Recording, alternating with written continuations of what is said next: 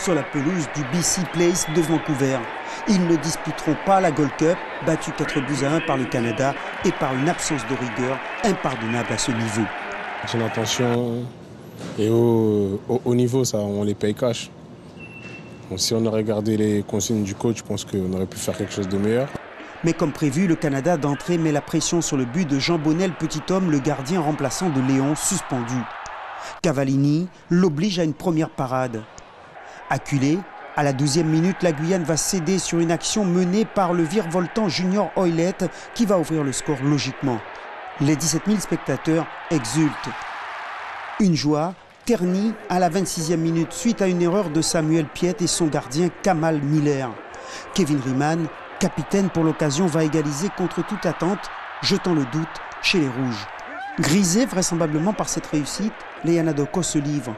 La sentence ne tarde pas. 13 minutes après être revenus au score, ils sont pris à revers. Jonathan David offre à Cavallini le deuxième but canadien. Les Guyanais accusent le coup.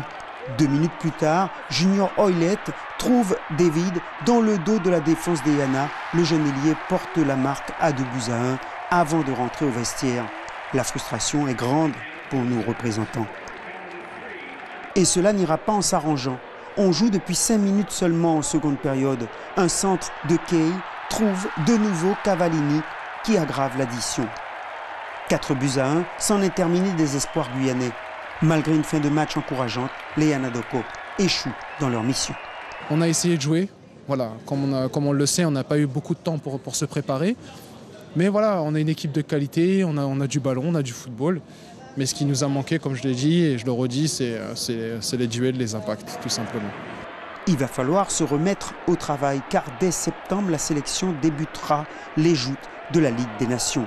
Il faudra servir de ce match-là, gommer les erreurs et repartir vers l'avant pour ramener la Guyane encore une fois à la Gold Cup. Il nous faut trouver un peu plus de cohésion et puis voilà, surtout pouvoir travailler dans une certaine continuité. Ça a été un peu difficile d'avoir les joueurs ces derniers temps. Donc on va essayer de rectifier le tir et puis revenir plus fort. D'ici là, il faudra sans doute accentuer le travail localement et trouver de nouveaux talents au niveau national, couplés avec le retour de certains anciens.